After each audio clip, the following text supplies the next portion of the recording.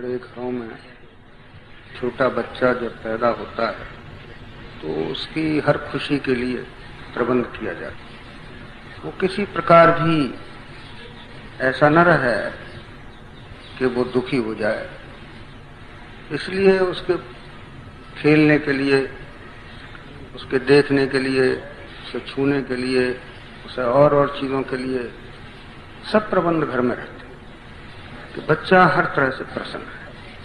तो बच्चा उससे खेलता रहता है। माँ जो है उसको दूर से देखती रहती है, अपना काम भी करती रहती है। इस तरह से दिन में बहुत बड़ा भाग बच्चे का खेलने में निकल जाता है। लेकिन जब उसको क्षुधा लगती है या माँ की याद आती है तो खिलौनों को छोड़कर माँ की तरफ तो, जैसे आप देखें बाजार में कोई बच्चा माँ के साथ जाता है तो पहले वो बाजार की चीजों की तरफ माँ से संकेत करता है, ये ले दे, ये ले दे। तो माँ उसको बहुत सी चीजें ले देती है, उसका थैला भर जाता है, बहुत खुश है। लेकिन यदि कहीं माँ उससे अलग हो जाए उस समय तो उन चीजों को फेंक देता है। जैसे वो खुश था उन्हीं चीजों को फेंक कर रोने लगता, क्योंकि उन चीजों से भी अधिक उसको माँ प्रिय। चीजें प्रिय नहीं है मनुष्य को, बल्कि परमेश्वर प्रिय है। इन चीजों में तभी तक प्रिय है जब तक ईश्वर आते। इन चीजों में से जब वो नहीं दिखाई देता तो फिर ये चीजें फेंक दी जाती, कोई परवाह नहीं। वही देखना चाहता है जिसमें कि वो परमात्मा है। इसलिए ये सारा जितना भी ये बृहद संसार है जिसमें ये सब भोग की वस्तुएं या सुख देने वाली वस्तुएं हैं, उनमें सब में ईश्वर है और वो हमारे ही सुख के लिए ये सब साधन ऐसा है। यहां तक कि हमारी इच्छाओं के अनुकूल ये संसार चलता रहता है। कैसा है वो, जरा विचार कर। इतना महान, लेकिन हमारी इच्छाओं के अनुकूल ही काम होता रहता है। जहां इच्छा के विपरीत हुआ वहीं हम दुखी होते हैं, इसलिए फिर इच्छा के अनुसार ही काम होने लगता। कहां तक कहा जाए, अगर हमारी ये इच्छा होती है कि हमारे संतान हो, फिर हम कहते हैं कि ऐसी संतान हो जैसा ईश्वर है, वैसी संतान होती। ईश्वर ही संतान में ऐसा, अब उससे ज्यादा और मनुष्य के लिए क्या हो सकता। और उससे वो अपने जीवन के जैसे और चीजों से वो खिलवाड़ करता था, उस ईश्वर से भी वो खिलवाड़ करता रहता, उससे प्रसन्न। ऐसे परमेश्वर को जानने की किसकी ताकत, जो हर वस्तु में आकर हमारी सहायता करता रहे, हमें खुश रखने की कोशिश करता रहे, वो ही स्वयं चीज बनकर के हमारे जीवन में आती रहे। कैसे उस परमात्मा को आप निश्चय जानिए। चाहे जैसा लड़का हो, माँ प्रबंध करती है उसका खेलने का, हर बात का। हम कितने ही बुरी हैं, कितने ही हम ऐसे हैं जो ईश्वर को नहीं जानते, लेकिन हमारे साथ ही उसका वही व्यवहार, वही चीज चलती रहती है। जब हमें किसी बात की आवश्यकता पड़ती है तो उसी रूप में वो चीज हमारे सामने आ जाती। उसको पहचानना, उसको जानना कैसे हो, जब तक वो न बतावे तब तक ज्ञान कैसे बात। इसीलिए ये कहा है कि जब आप ही कृपा करके हमें बतलाएं तो हमें बोध हो सकता है, वरना ये बोध होना मुश्किल है। संसार विद्यापति एक भक्त हुए हैं बिहार में, जैसे सूरदास के यहाँ पद वगैरह हैं, ऐसे विद्यापति के भी बहुत अच्छे ऊंचे कोर्सों में, एमए में और उसमें पढ़ाए जाते हैं। बहुत ही भक्त थे और बहुत ही उच्च कोटि के वो ज्ञानवान, बुद्धिमान भी थे। ऐसा बताते हैं कि वो रोजाना पूजा करते थे और घंटे 2 घंटे बड़ी ही ध्यान में मग्न होकर प्रभु को याद किया करते थे। आंखों से अश्रुपात होता रहता था। शिव जी के आराधक थे। बराबर वो 2-2 घंटे तक बैठे हुए और शिव के स्तोत्र कहते रहते थे और रोमांच होता रहता था और खुश होते रहते। घर की दशा ज्यादा अच्छी नहीं थी, पत्नी थी, 2-3 बच्चे भी थे, तो जब वो उठते थे अपनी पूजा से तो उनकी पत्नी ये कहा करती थी, आप तो पूजा में बैठ जाते हैं, सवेरे का काम बड़ा पड़ा रहता है, फिर ये हो नहीं पाता, लड़के पढ़ने जाते हैं और कुछ काम है, उनका इतना हो नहीं पाता है। ऐसा करिए कि कोई ऐसा लड़का मिल जाए जो यहाँ काम करे, कोई नौकर हो तो उसे ज्यादा अच्छा है कि ये काम जरा सुलझ जाया करे। अब वो सोचते थे कि हमारी व्यवस्था नहीं है, रुपया हमारे पास इतना है नहीं, कैसे हम नौकर रखें। तो इस तरह से वो कुछ दिन चलती रही बात। वो करीब करीब 2-4 दिन बाद छेड़ती ही रहती थी कि आपने कोई तलाश नहीं किया, ये सवेरे काम पड़ा रहता है। एक दिन वो पूजा करने के समय ध्यान में उनके में आया कि अगर कोई ऐसा लड़का मिल जाए, सीधा सच्चा हो, रोटी खाता रहे, हमारे यहाँ आ जाए, तो फिर अच्छा है, रख लेंगे, हम जैसे खाते हैं वैसे वो भी खाता रहे। ये विचार थोड़ा सा पूजा करने के समय आया और फिर पूजा में लग गए। पूजा करने के बाद उठ करके वो बाजार का सामान लेने के लिए जा रहे थे, बाहर सड़क पर उन्होंने आगे देखा कि एक लड़का फटे से कपड़ा पहने हुए, गोरे रंग का, 15-16 वर्ष का, नंगे पैर नंगे सर, वो जा ये लपक के गए। उसे पूछा, बेटा कहाँ रहते हो? कि मेरे रहने का कहीं जगह नहीं है, कहाँ रहता हूँ। उन्होंने कहा अच्छा, तुम्हारे माँ बाप के? हाँ, दोनों नहीं है, न माँ है न बाप। यहाँ कैसे घूम रहे हो?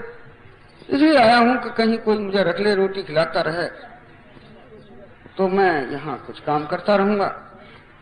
उन्होंने कहा तो हमारे यहाँ आ जाओ, बहुत सुंदर बात है, आप रख ले।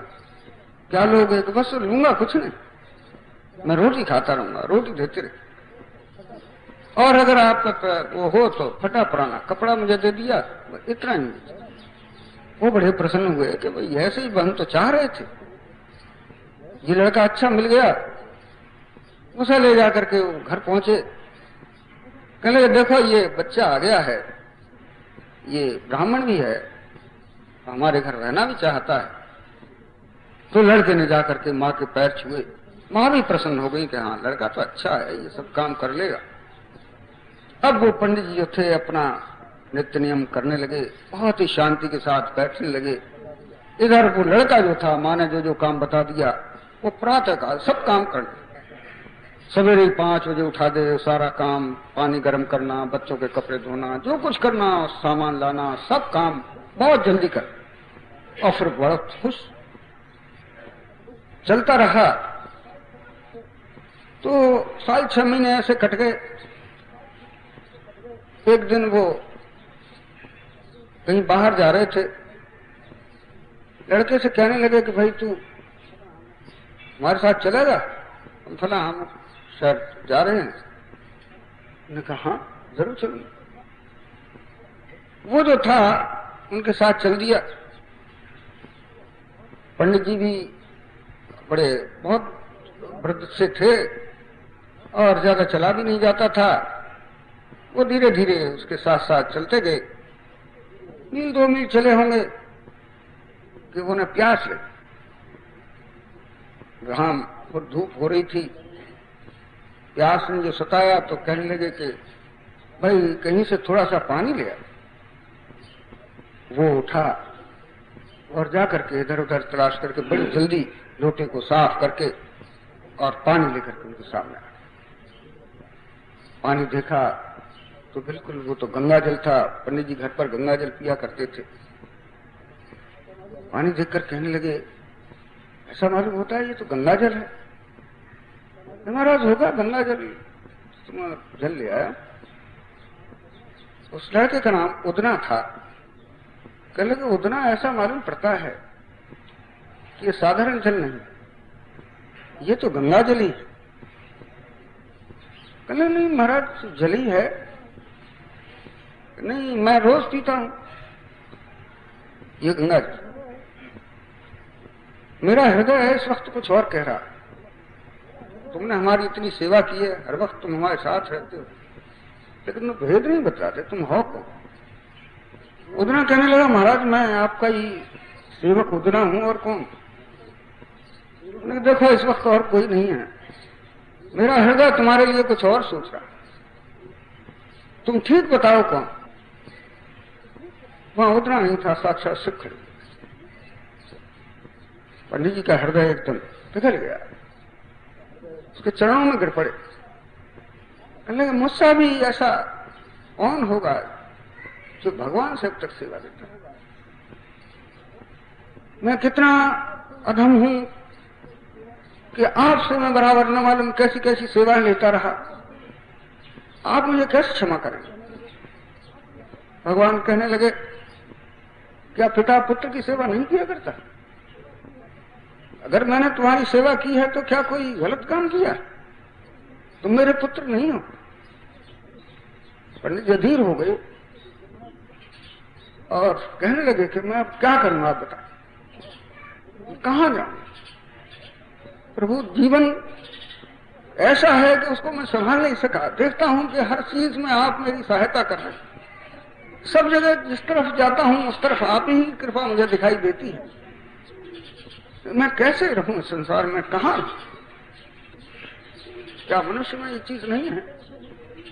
हर तरफ उसके बैठा हुआ ईश्वर उसे नहीं पूछ रहा कि आप क्या चाहते हैं, लेकिन ज्ञान हमारे अंदर, क्या बच्चे के रूप में वो नहीं पूछता, कितना प्यार से बोलता है। क्या कभी हमने सोचा है कि बच्चा में कौन बोल रहा है? आपको खुश करने के लिए पक्षी बोलते हैं, क्या हम जानते हैं कि पक्षियों में कौन बोल रहा है? आपके प्रेम करने वाले कितने आदमी हैं जो आपसे प्रेम करते हैं? क्या कभी सोचा है कि ये सब कौन है? वो परमात्मा निकट से, अत्यंत निकट, जहां हमारा बहुत प्रिय संबंधी नहीं है वहां पर ईश्वर ऐसा। लेकिन आंखों ने हमें धोखा दे रखा है, समझ नहीं जानते। और उस ईश्वर के साथ हम क्या क्या करते हैं, जरा सोचिए। हमारी दशा ऐसी है, वो अज्ञान का है। जैसे कमरे में अंधेरा हो, वहां हमारे बच्चे और सब हों, लेकिन हम नहीं पहचानते किसके साथ क्या व्यवहार क्या हो रहा। ये हमारी, तो ये संसार परमात्मा से ही ओतप्रोत है, इसमें हर जगह ईश्वर बैठा हुआ है। परंतु हमारी दृष्टि जो है वैसी धुंधली हो गई है, हम पास के ईश्वर को नहीं देखते। विद्यापति जो थे ऐसी प्रार्थना कर रहे थे, भगवान शिव ने कहा कि देखो तुम इसकी चिंता मत करो, तुम मुझे नहीं भी चाहोगे तब भी मैं तुम्हारी सेवा करूंगा। ऐसा कहकर के पंडित जी लौट आए, घर रहे, और उन्होंने कह दिया कि देखो तुम किसी से ऐसी जिक्र मत करना, नहीं तो फिर जीवन में तुम्हारे में वो चीज नहीं रहे। पंडित जी शांति से फिर नहीं उससे कुछ कहते थे। कुछ दिन और वो रहे, एक दिन पत्नी ही उनकी कुछ ऐसी कहने लगी, आखिर को खैर वो चले गए। और विद्यापति जो थे उसी दिन से संन्यास लेकर के उनके पीछे पीछे चले। उन्होंने उस ग्रह के पद बहुत सुंदर लिखे। तो इस कथा से हमें ये तो मिलता ही है कि अगर परमात्मा किसी तरह से हमारे नेत्रों को खोल दे, ये संसार का ज्ञान हमें हो जाए, तो फिर संसार में उसके लिए क्या कमी रह सकती, जीवन कितना पवित्र हो सकता। तो ये ज्ञान ही वास्तव में आत्मज्ञान है। ध्यान का ये नतीजा है कि हम इस तरह से बाहरी दुनिया को ऊपर से कैसे देखें, अंतर में उसको कैसे देखें। आपने बड़े अच्छे अच्छे नाटक देखे होंगे। नाटक में आपने ये भी देखा होगा पर्दों के सामने कैसे कैसे राजकुमार आते हैं और आते हैं, भिक्षुक भी आते हैं, लड़ाइयां होती हैं, मारे जाते हैं, बहुत से भीतर उन्हें डाल देते हैं। ये सब पर्दे के बाहर हम देखते रहते हैं, कहते हैं बड़ा अच्छा नाटक, देखो कोई रोता है देख करके, कितना अरे कितना अत्याचार कर रहा है। इस तरह से न मालूम क्या क्या हम देखते हैं। कभी कभी द्रौपदी का पाठ आ जाता है, दूसरा समय उसकी साड़ी खींचता है। हम सब चिल्लाते, अरे बड़ा क्या रोने लगते हैं आदमी। लेकिन यह दोस्त जो उस ड्रामा का मालिक है, उससे जरा सी प्रार्थना करें कि अंदर का पर्दा और जरा हमें देख लेने दो, देखिए भीतर क्या है इसमें। अगर वो कृपा कर दे और तुम्हें भीतर जाने की इजाजत दे दे, तो जाकर के देखोगे तो वहां पर सब लड़के जो वो सब कर रहे थे, एक थे, बैठे बैठे चाय पी रहे हैं, हंस रहे हैं, खेल रहे हैं, कहीं एक न मरा, सब कुछ। ये दुनिया का दूसरा भाग, उस पर हमारी कभी नजर नहीं जाती, क्योंकि हमने कभी इसकी प्रार्थना ही नहीं की वास्तव में संसार क्या है। ये तो एक बाहरी चीजों का एक नाटक सा है, वो हमारे व्यवहार को देखने के लिए कि तुम अपना जीवन किस तरह से व्यतीत कर सकते। इन दुनिया की चीजों में तुम इसमें लगाव तो नहीं रखते, इसलिए हमेशा इन विचारों को जरा शांत करते हुए उस ज्ञान को प्राप्त करें। तो आत्मज्ञान, उस आत्मज्ञान के प्राप्त करने का क्या तरीका है, वो आप आज 5वीं मीटिंग ये हो रही है, उसमें रोजाना ही करते हैं। उसमें यही है कि ये नेत्र जो हैं, आप कहें कि इससे ईश्वर दिखाई नहीं देता, इससे ईश्वर दिखाई देता, बिल्कुल वैसा तो वैसा ही दिखाई देता है, मगर कब दिखाई देता है, जब इसका एक पर्दा और उठते हुए चले जाते हैं, साफ पर्दा आ जाता है। इसके 7 भूमिका लिखी, 7 पर्दे हैं इसमें, भू भोग स्व मह जन तप और सत्य। जब इसके पर्दे खुलते जाते हैं तो हम बाहर उन्हीं चीजों को देखते हुए चले जाते हैं। भूलोक में हम सब उनको देखते हैं, पर्दा भूलोक को खुला हुआ होता है, तो हम इस दशा में होते हैं जैसे हम और आप बैठे। जब गुरु कृपा करके उसका दूसरा पर्दा खोलता है तो इसी संसार को भड़ लो, यानी कुछ ऊंचा देखने लगता है, व्यवहार बदलता है।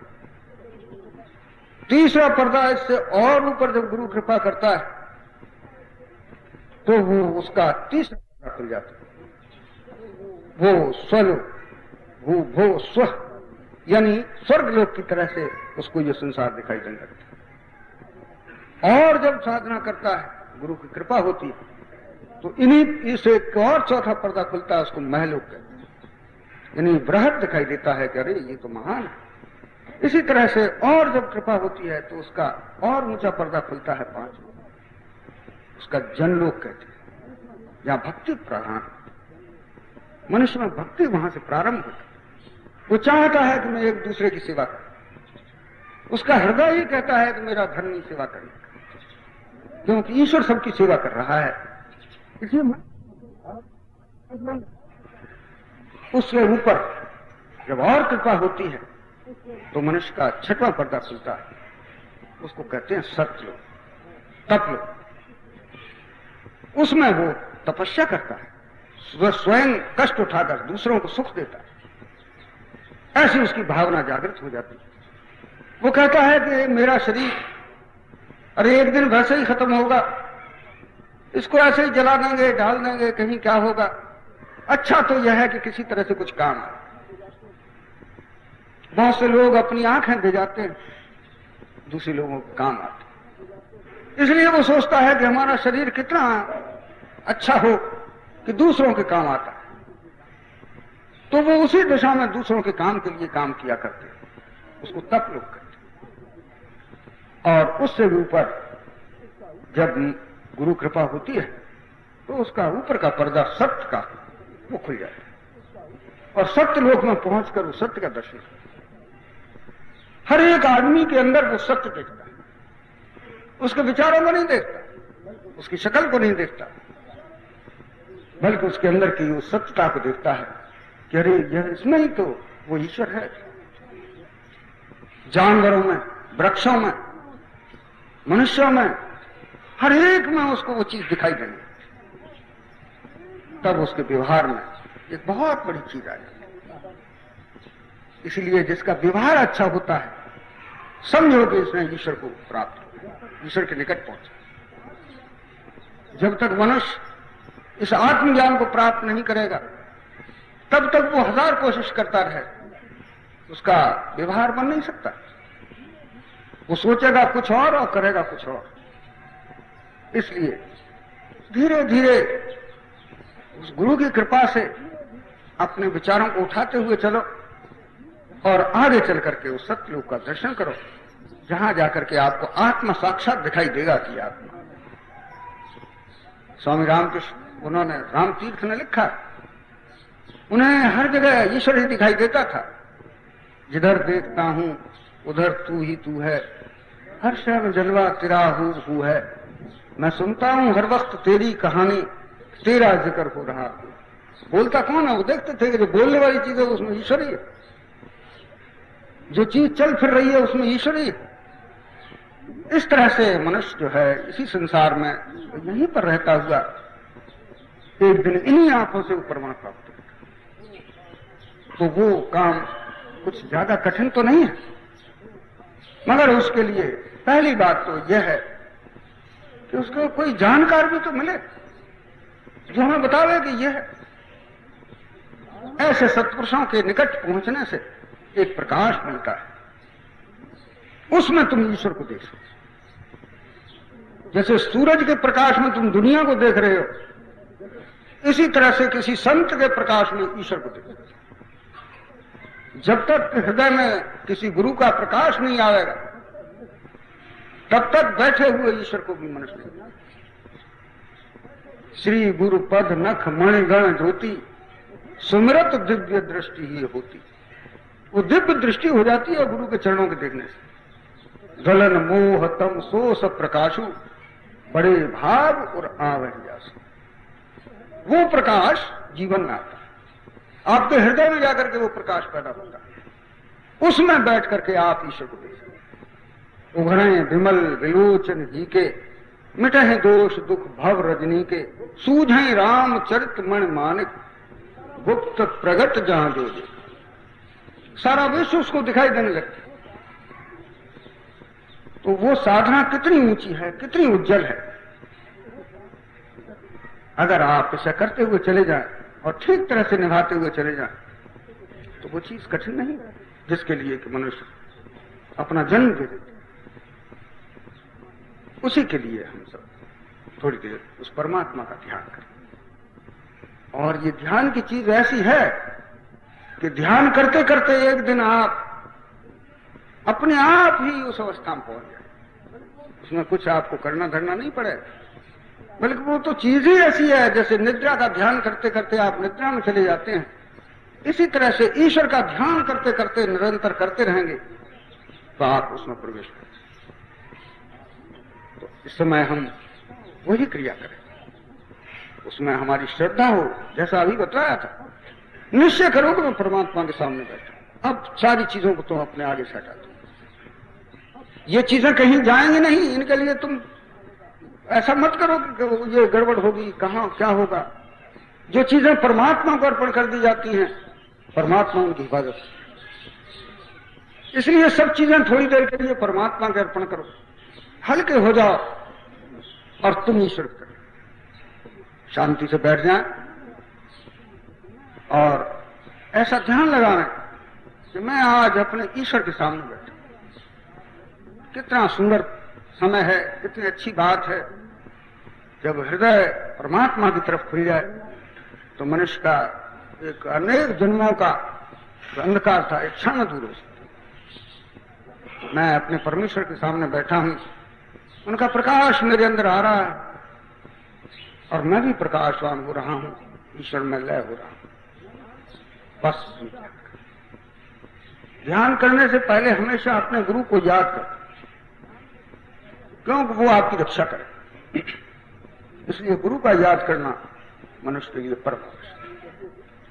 जो लोग ध्यान करते हैं और गुरु को याद नहीं करते, उन पर अनेक प्रकार के विकार आया करते, वो आगे नहीं बढ़ पाते। गुरु उनकी 1000 कोस से बैठकर उस समय रक्षा करते। अब हम गुरु वंदना कहेंगे और ध्यान शुरू करेंगे। माताएं भी शांति से ऐसा ही ध्यान करेंगी। अगर कोई बच्चा रोवे करे तो चुपचाप उसे उठा ले जाए, क्योंकि ये समय ऐसा है कि इस समय बहुत ही शांति से परमेश्वर का ध्यान ही कर लेना चाहिए, बाकी काम करो।